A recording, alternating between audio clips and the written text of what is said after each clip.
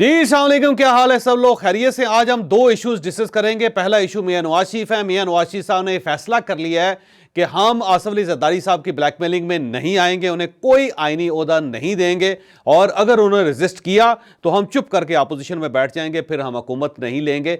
इसकी पूरी डिटेल मैं आपके सामने रखूंगा। और कल ही इमरान खान साहब ने जेल के अंदर मुलाकात करते हुए यह डिक्लेयर किया कि हम अगर हुकूमत में आए तो हम फतह मक्का की तरह आएंगे, हम सबको आम माफी दे देंगे और किसी से इंतकाम नहीं लेंगे। इसकी डिटेल भी हम आपको इसी वीलॉग में बताएंगे। कल अली मोहम्मद खान साहब और आमद डोगर साहब और लतीफ खोसा साहब तीनों अडयाला जेल में इमरान खान साहब से मुलाकात करने के लिए गए।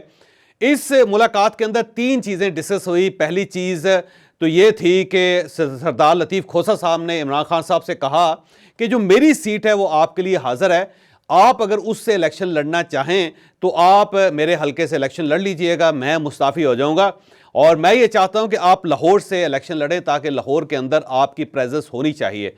ये बात सुन के इमरान खान साहब ने उनका शुक्रिया अदा किया और लतीफ़ खोसा साहब से कहा कि खोसा साहब आप अपनी सीट पे कायम रहें, मैंने अगर इलेक्शन लड़ना हुआ, मुझे अगर तमाम अदालतों ने इजाज़त दे दी, ज़मानतें हो गई और मुझे इलेक्शन की इजाज़त मिल गई तो मैं मियाँ वाली की सीट जो है उसे रिटेन करूँगा, मैं मियाँ वाली से इलेक्शन लड़ूंगा और वहीं से उसी सीट पे मैं प्राइम मिनिस्टर बनूंगा।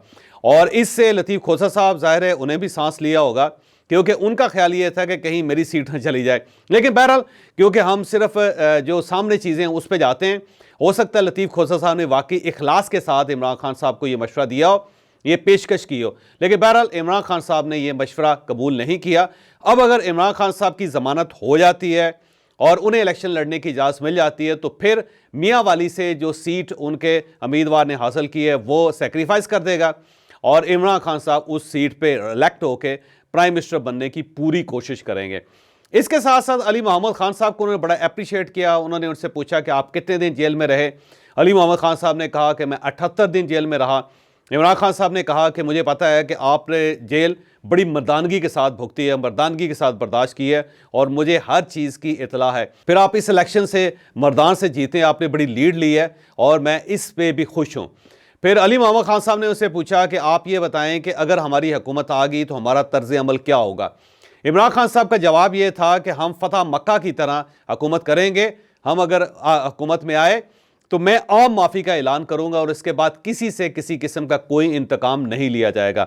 हाँ, अलबत्ता नेल्सन मंडेला की तरह हम ट्रूथ एंड रिकन्सिलिएशन का एक फोरम बनाएंगे और वहाँ सबको मौका देंगे कि जिसने जो कुछ किया है वो एतराफ़ करे और उसके बाद कौम से माफ़ी मांगे ताकि ये सारे चैप्टर क्लोज हो जाएं।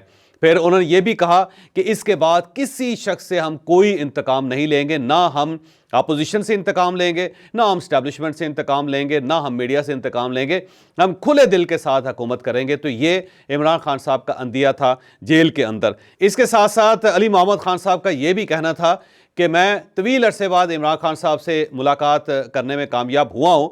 मुझे वो बहुत ज़्यादा हशाश बिशाश भी नज़र आ रहे थे और उनके अंदर एनर्जी भी थी जिससे मुझे बड़ी तसल्ली हुई और बड़ी खुशी हुई। मैं मुसलसल कोशिश कर रहा था कि उनसे मुलाकात हो सके, लेकिन इमरान खान साहब से मुझे मुलाकात की इजाज़त नहीं दी जा रही थी। अब मुझे जाके इजाज़त मिली है। मैं आमद डोगर साहब और सरदार लतीफ़ खोसा साहब के साथ गया और आधा घंटा हम अपने लीडर के पास बैठे रहे। मैं अपने पिछले व्लॉग में आपको बता चुका हूं कि इमरान खान साहब से मुलाकातों पर पाबंदी खत्म हो चुकी है। अब जो भी शख्स उनसे मिलना चाहता है इमरान खान साहब उन्हें अलाउ कर देते हैं, तो उसके बाद जेल हुकाम मुलाकात की अरेंजमेंट कर देते हैं और फिर वो मिल रहे हैं। तो अब इमरान खान साहब रोज़ाना की बुनियाद पर अपनी पार्टी के लीडर से मुलाकात कर रहे हैं। कल भी मुलाकात होगी और आज भी मुलाकातें होंगी और उसमें जो भी शख्स अंदर जाएगा वो ज़ाहिर बाहर आके इमरान खान साहब का कोई ना कोई पैगाम आपको पहुंचाएगा। अब वैसे अगर इमरान खान साहब वाकई इस वादे पे कारबंद रहते हैं, वो वाकई अगर हुकूमत में आते हैं और फतह मक्का की तरह हर चैप्टर क्लोज करके आगे बढ़ना चाहते हैं तो ये बहुत बड़ी खुशाइंद बात होगी। क्योंकि इमरान खान साहब ने डेफिनेटली जेल में रह के, सड़कों के ऊपर रह के और जो उन्हें पिछले 1.5 साल में रगड़ा लगा है उससे ठीक ठाक सीखा होगा। और अगर उन्होंने वाकई सीख लिया है और वो खुले दिल के साथ सबको माफ़ करके आगे बढ़ना चाहते हैं, रिकन्सिलिएशन करना चाहते हैं, तो ये मुल्क के लिए और पाकिस्तान तहरीक इंसाफ के लिए और इमरान खान साहब के लिए बड़ी ब्लेसिंग होगी।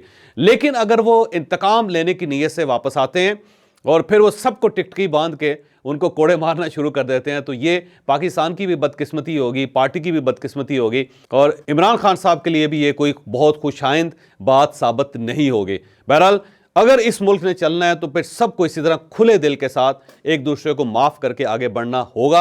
अगर सब ने ये कर लिया तो उसके बाद ये मुल्क चल जाएगा, वरना ये मुल्क मुझे चलता हुआ खुदा न खास्ता नज़र नहीं आ रहा।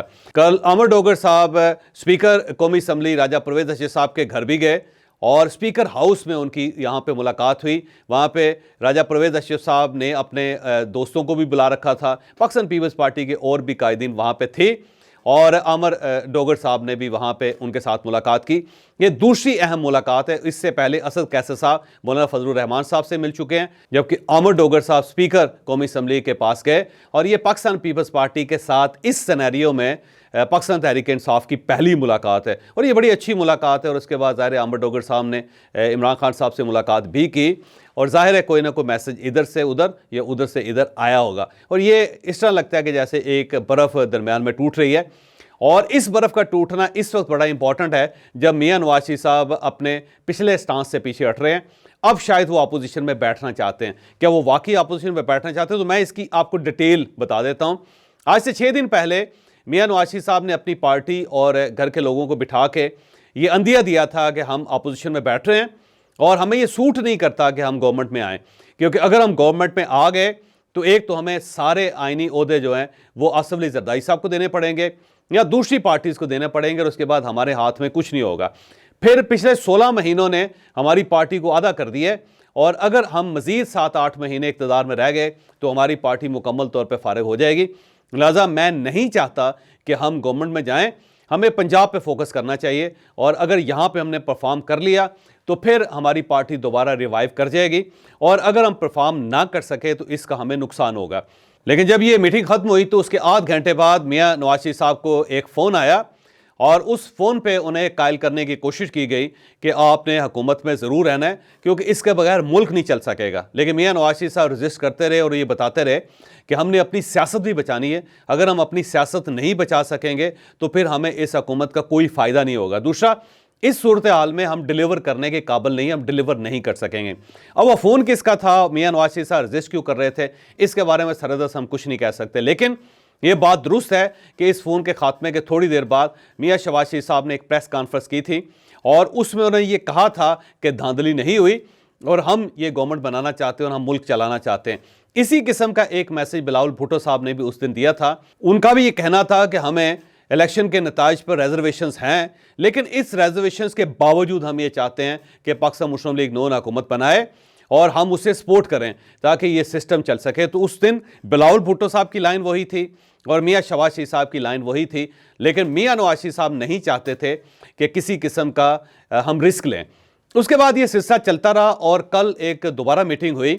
उस मीटिंग में भी ज़्यादातर लोगों का ये कहना था कि हमें अपोजिशन में बैठना चाहिए। उसमें मियां नवाज शरीफ साहब ने भी स्टैंड लिया और उनका कहना था ये बात दुरुस्त है, हमें गवर्नमेंट का रिस्क नहीं लेना चाहिए। बल्कि मियां नवाज शरीफ साहब ने शहबाज शरीफ साहब को मुतवज्जो करके कहा कि क्या हमारा हाथ बेलने में आया हुआ है कि हम सारे आइनी ओहदे जो हैं वो आसिफ अली जरदारी साहब को दे दें, पाकिस्तान पीपल्स पार्टी को दे दें और गवर्नमेंट का सारा बोझ हम अपने सर उठा लें।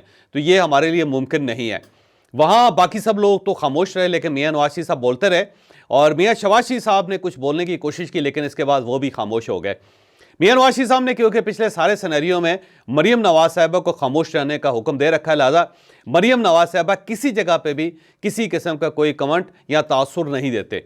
इसी तरह जो ताज़ा तरीन मीटिंग्स हो रही हैं उन मीटिंग्स में परवेज़ अशीज साहब भी किसी जगह नज़र नहीं आ रहे। अब परवेज़ अशीज साहब नज़र क्यों नहीं आ रहे, ये एक मिस्ट्री है जो ज़ाहिर आने वाले दिनों में शायद खुलेगी। शायद परवेज़ अशीज साहब खुद साइड पे हो गए हैं या फिर पार्टी ने उन्हें जो मेन डायलॉग्स हो रहे हैं उनमें से साइड पे कर दिया है।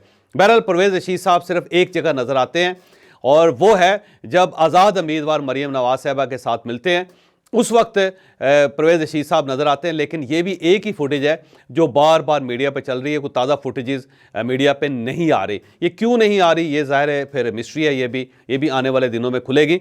लेकिन बहरहाल मियां नवाज शरीफ साहब का ये फैसला है कि हमने किसी किस्म की ब्लैकमेलिंग में नहीं आना और कोई भी शख्स अगर आइनी ओहदा मांगता है तो हमने इनकार कर देना है। ना हम ऐवान सदर किसी के हवाले करेंगे, ना हम स्पीकर कौमी असम्बली का ओहदा किसी के हवाले करेंगे, ना हम चेयरमैन सेनेट का ओहदा किसी के हवाले करेंगे, और ना ही हम गवर्नर्स के ओहदे किसी के साथ शेयर करेंगे।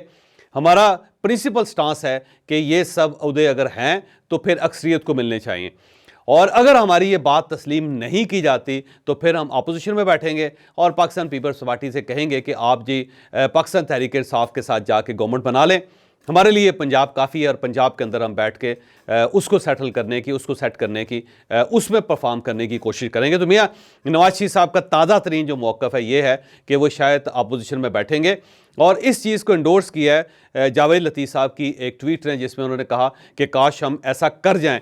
तो उससे भी पता चलता है कि पार्टी के अंदर रिफ्ट है, और मेजॉरिटी ये चाहती है कि हमें अपोजिशन में बैठना चाहिए, और गवर्नमेंट इमरान खान साहब और मौलाना फजलुर रहमान साहब और साथ पाकिस्तान पीपल्स पार्टी मिल के बना ले, अगर वो बना सकती है तो उसके बाद अगर वो चलाना चाहते हैं तो चला लें।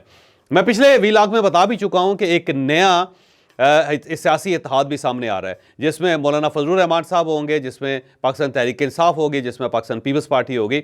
अगर मियां नवाज शरीफ साहब अपोजिशन में बैठने का फैसला कर लेते हैं तो फिर ये डेफिनेटली एक नया सियासी इत्तेहाद आएगा और गवर्नमेंट वही फॉर्म करेगा, और इस दौरान अगर उन्होंने मुल्क चला लिया तो ठीक, ना चला सके तो फिर उसके बाद नए इलेक्शंस आ जाएंगे। यहाँ एक और चीज़ जिसका मैं जिक्र करता जाऊँ कि मियां नवाज शरीफ साहब ज़ाहिर है 2 हलकों से उन्होंने इलेक्शन लड़ा था, एक मानसेरा से और दूसरा लाहौर से। मानसेरा से वो हार गए और लाहौर से वो जीत गए, लेकिन अगर किसी वक्त फॉर्म 45 इस हल्के के खुल गए तो मियां नवाज शरीफ साहब यहाँ से भी हार जाएंगे, क्योंकि उसकी वजह यह है कि यहाँ कुछ ना कुछ गड़बड़ है जिसका शिकार मियां नवाज शरीफ साहब किसी वक्त भी बन सकते हैं, और शायद यही गड़बड़ है जिसकी वजह से वो कंप्रोमाइज पोजीशन में है।